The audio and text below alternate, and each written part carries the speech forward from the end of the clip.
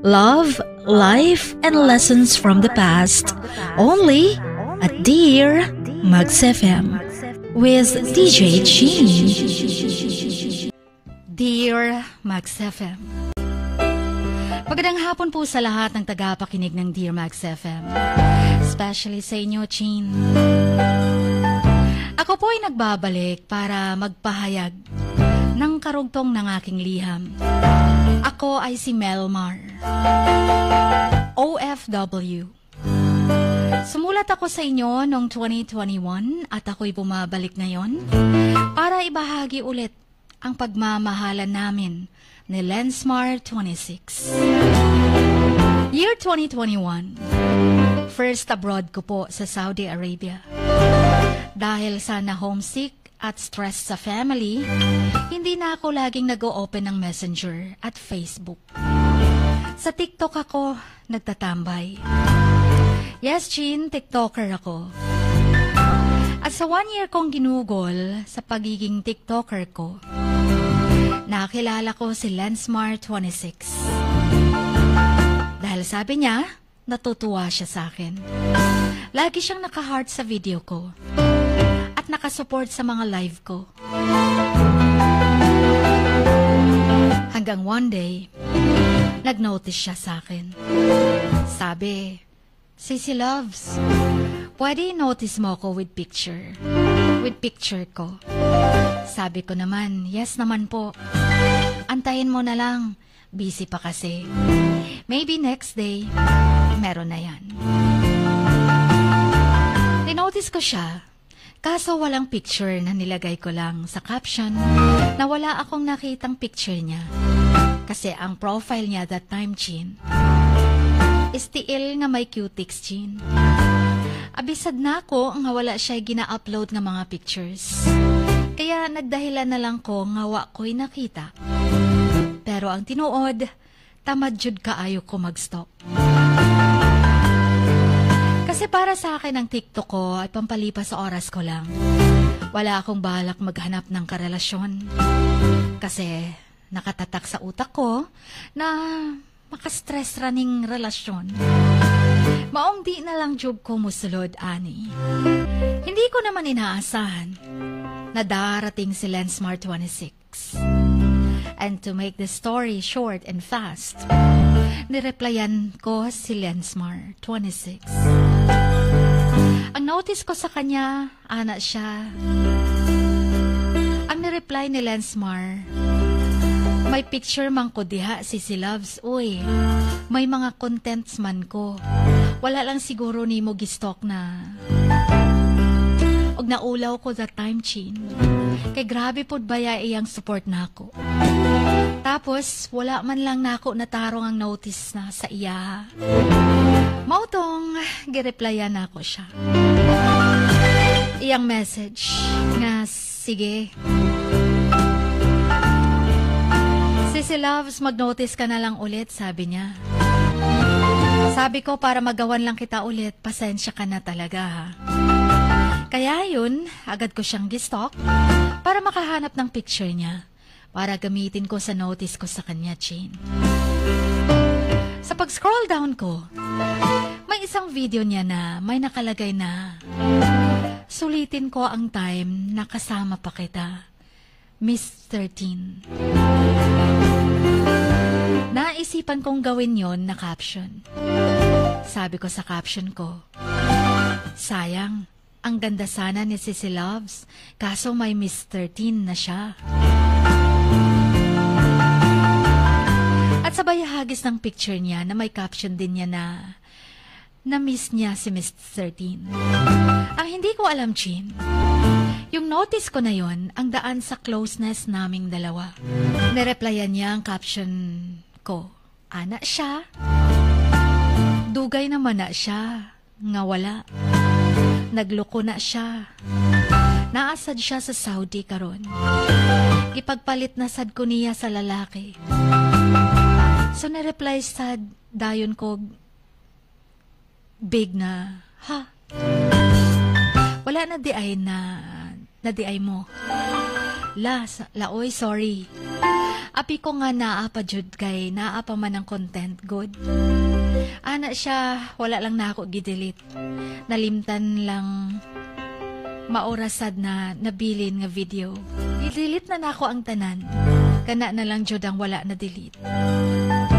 So to make the story short, kinuwento niya na lahat ng pinagdaanan nila ni Miss 13. Sobrang awang-awa ako sa kanya dahil sa paulit-ulit niyang pananakit. Kaya yun, sabi ko sa kanya, sayang ka naman, sinayang ka na, sobra mo namang loyal, pinagpalit ka pa. Sabi ko sa kanya, bakit nasa Saudi siya? Babae din ba jowa mo? Kasi Mr. Tin naman so babae nga. Sabi niya, oo, same lang kaming babae. Sabi ko naman sa kanya, hala, akin ka na lang be. Para magkatugma na tayo na puro loyal. At sabay tawa. At yun, niligawan ko siya, Chin. Kasi sa sobrang awa ko sa kanya, nagustuhan ko siya. Ngayon, or bukas, next week, pareho lang yun. Need ko na ngayon na talaga sagot mo. Kaya that time, sinagot niya ako. Nag-video call na kami, pero hindi siya nagpakita sa akin sa loob ng 3 days. Pagka 4th day, nagalit na ako. Nganong di man ka magpakita na ako, ha? Di ko gusto binuang. Pila na ka days, wa pa ka nagpakita. Ingon ko, labon ako pirmi ni mo nakita, tapos ikaw wala. Pinatay niya ang tawag ko. Kasi nga, galit na ako. At sobra. Kinabukasan, tumawag din siya ulit. Naka-open ang cam niya. Naka-open ang cam ko, siya hindi.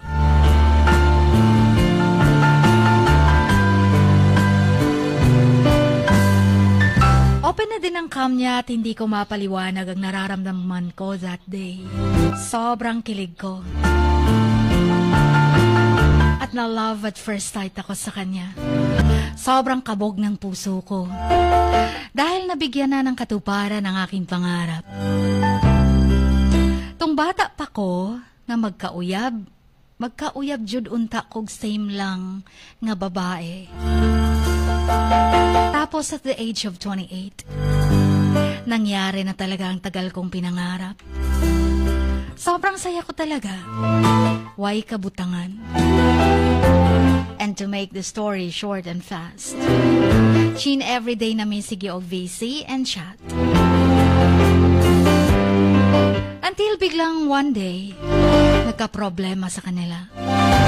Humingi ng help sa akin si Lensmart 26. Dahil pinapabalik na ni Miss 13 ng pera na pinadala nito sa kanya nung sila pa. Ngayon need ni Lensmart 26 ng 10K. Ambot ba? Sa sobrang pagmamahal ko sa kanya.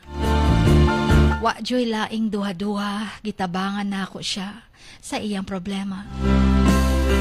Hindi na ako nag-isip ng kung ano pa. Pero sa desisyon kong yun, hindi ko inakalang mas sumanga ako kay Lensmart 26. Dahil pagkatapos ko siyang tinulungan, sinuklian din naman niya ng sobrang pagmamahal sa akin at pag-support sa mga anak ko. Minsan kung magkasakit si mama, siyang nagpapadala ng gamot. Sobrang feel ko na may katuwang na ako sa buhay. Hanggang sa malapit nang matapos ang contract ko sa Saudi. Sabi ko, uwi muna ako after my contract. Kasi gusto ko siyang makita in person. Bago ako pupunta ng Dubai. So to make the story short, pagkatapos ng contract ko, umuwi ako ng Pilipinas. At ni-meet up ko agad siya. Nagsama sa loob ng 2 months. Sa bakasyon ko. Sumama siya sa amin at na-meet niya ang mga anak ko. Ang pinakagusto ko ay super protective siya sa mga anak ko, Chin. Ayaw na ayaw niya na paluin at sigawan ko ang mga anak ko. At nakaplas na naman siya doon. Hanggang natapos na ang vacation ko. Flight na ako pa Dubai. Tuloy pa din ang support niya sa akin. Ulit na naman kami LDR that time. Hanggang umabot na ako ng 7 months sa Dubai. Hindi ko inaasahang magkakasakit ako doon. Sobrang nag-alala siya sa akin. Hanggang di ko na namalayang hinimatay na ako at na-admit din sa hospital doon sa Dubai. Isang gulat ko nga pagkagising ko nasa hospital na ako noon. At sinabihan na ako ng doktor na you need an operation. Nagulat ako nun, Chin. Agad kong hinanap ang cellphone ko at tumawag sa kanya na need ko ang operahan. Humingi ako ng opinion niya. Sabi niya kung yun ang kailangan para gumaling ka.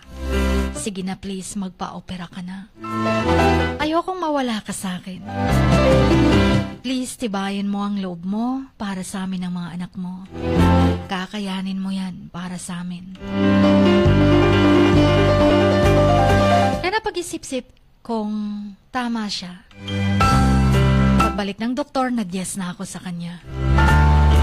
Ang sabi naman niya, no worries to your bill because you are insured. Kaya lalong lumakas ang loob ko. Kasi libre lang yon ng company doon. At hindi talaga niya ako iniwan, Chin. Walang patay-patay yung video call namin. Laging naka-on lagi. Lagi niya akong sinasamahan kahit malayo kami sa isa't isa. Pero pinapafeel talaga niya sa akin na malapit lang talaga kami. Hanggang na-operahan na nga ako. Sabi ni Doc, after 3 days you can go to your employer and tell your employer you're not allowed to work in 1 month. Kaya yun, Chin, nag-decide ang amo ko na pauwiin na lang ako. Kasi ano naman daw ang gagawin ko sa loob ng 1 month. Kaya sabi niya, sa inyo ka na lang magpagaling. Kaya, ayun, umuwi ako ng Pinas last December 29, 2023. Nagsama kami ulit ni Landsmart 26 sa isang bahay. Bumiyahe siya, Chin, galing Davao de Oro papuntang Jensen. 9 hours ang biyahe at sobrang layo pero di na niya inintindi yon. Pinuntahan niya ako at inalagaan sa loob ng 2 buwan. At sa bilis ng recovery ko, sa awa ng Diyos, naging okay na ako. Nung okay na ako, nag-decide na hindi na muna mag-a-abroad ulit. Nag-decide akong mag-apply ng work dito sa Jensen. At kalaunan, sabi niya, sama na lang ako sa'yo mag-work din. Kung mag-work ka, para sama na tayo, lagi. At mababantayan na kita lagi. Kaya ayun, nag-apply kami sa sikat na factory dito sa Jensen. Pagkatapos, nagsama kami sa iisang bubong. Kinuha ko mga anak ko at pinaaral na din dito sa Jensen. Siya ang tumayong bilang pangalawang ina ng mga anak ko. Lahat ng gastusin ko, hindi niya ako pinapabayaan. Sinusuportahan niya ako at ang mga anak ko, Chin. Madaming mga taong nanghuhusga, nangungutya. Pero wala akong pakialam. Aanuhin mo naman yung lalaki ang partner mo kung hindi naman responsable. Kaya kahit anong panghusga nila, wala akong pakialam sa kanila. Sa ngayon, Chin, nag-stop muna ako ng work. At ngayong February na ang flight ko papuntang Qatar. Gusto ko lang ipaalam kay Landsmart 26. Landsmart 26 ko, lagi mong tandaan, never kitang ipagpapalit. At lagi mong iisipin na laging ikaw lang ang pipiliin ko. Wala nang iba. Sobrang mahal kita, Mi. Sana'y maantay mo na naman ako ulit. Dahil ikaw lang ang uuwian ko, Mi. Ingat ka lagi at sobrang mahal kita. Salamat sa lahat ng sacrifices mo sa akin at sa mga anak ko. I love you so much. Ingat ka lagi sa work mo. Hanggang dito na lamang, pasensya na sa mahabang liham ko, Chin. Maraming salamat sa laging pagbabasa ng mga sulat ko. Salamat din sa lahat ng mga tagapakinig ng inyong programa. Ang inyong Kamax, Melmar.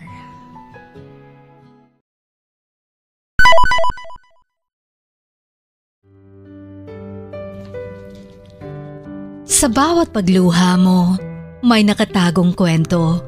Sa bawat ngiti mo, may gustong sabihin ang puso mo. At sa likod ng iyong halakak at maging sa pagkabiko mo, may mensaheng nakabalot sa iyong pagkatao. At ang tanging nais mo lamang ay mapakinggan ang mga ito ng buong mundo. Dear Max FM with DJ Chini. Life has got all those twists and turns. Stand up for what you believe in. What lies behind you and what lies in front of you pales in comparison to what lies inside of you. Dear Max FM with DJ Chini. Sabi nga nila, ang pagsusulat kapag masyado mong diniinan hanggang sa susunod na pahina ay nagmamarka. Katulad ng pagmamahal, kapag masyado mong ibinigay ang lahat, yung sakit na gawa ng nakaraan, dala pa rin hanggang kasalukuyan. Dear Max FM, you own your story and you are the author of your own book of life. Don't let others write your script, but let others hear your story and make them inspired. Kaya sumulat na, maging bahagi ng aming programa, Dear Max FM with DJ Chini, tuwing Lunes hanggang Biyernes, 1:00 hanggang 3:00 ng hapon sa Max News FM, Sock Sargent. Love, life, and lessons from the past, only at Dear Max FM with DJ Chini.